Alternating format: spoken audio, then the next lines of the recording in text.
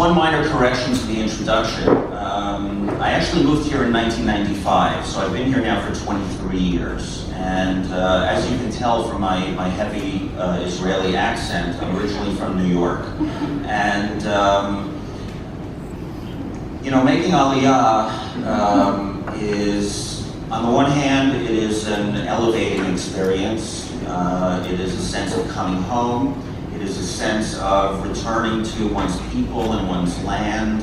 It is a sense of joining in the national project, the national undertaking that is the State of Israel. On the other hand, to be an immigrant is not an easy thing. You grow up in a certain place, speaking a certain language, a certain culture and lifestyle, mentality, etc., and suddenly you're thrust into a completely different society, where the norms can be different, the language, etc. And added to that is the challenge of living in the Middle East, because as we all know, the Middle East is not the safest neighborhood on this globe.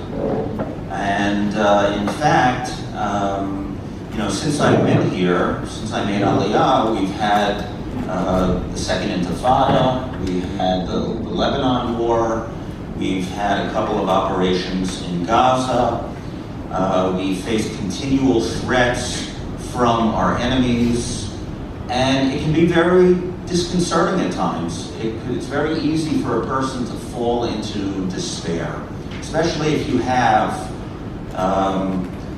a certain perspective on Jewish history. The fact that we were kicked around and massacred and persecuted for 1900 years, we finally come home again, and they still won't let us rest, the nations of the world. So you do start to wonder at times, what is going on? Why is all this happening? And in fact, if you look at a map, you'll see very clearly the threat that we face, because this country is literally surrounded on all sides by those who openly seek to destroy us. To the north is Lebanon, which is controlled by the Hezbollah terrorist movement, which fired thousands of rockets at Israeli towns and cities during the Second Lebanon War, back in over 13 years ago. Then you have Syria, which has chemical and biological warheads, headed by a dictator, Assad, who doesn't hesitate to massacre his own people. To the east you have Iran, which openly calls for Israel's destruction and openly speaks about finishing what Hitler began. To the south you have Gaza, which is controlled by Hamas, periodically fires rockets at our towns and cities. Most recently been sending balloon bombs, drawing smiley faces on the balloons, hiding, in some cases concealing the explosive devices in toys in the hopes that they will land near an Israeli community. Children will be enticed to come and pick it up. I mean, that's what we're dealing with. Every direction you look, north, east, and west, you're surrounded by those who want to destroy us.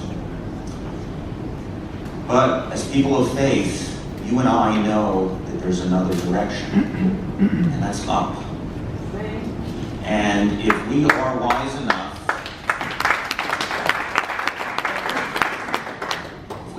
enough to cast our gaze upwards to heaven, put our faith in God, then no human power can possibly stand in our way.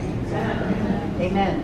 And that, for me, has often served as a great source of courage, of encouragement and comfort when this country goes through the difficulties that it endures. When I see the miracles that are taking place here on a daily basis, when I see how the words of the prophets are coming to life before our very eyes, it is a tangible reminder that God has not forgotten his promises to his people Israel, and that every one of those promises is going to come true.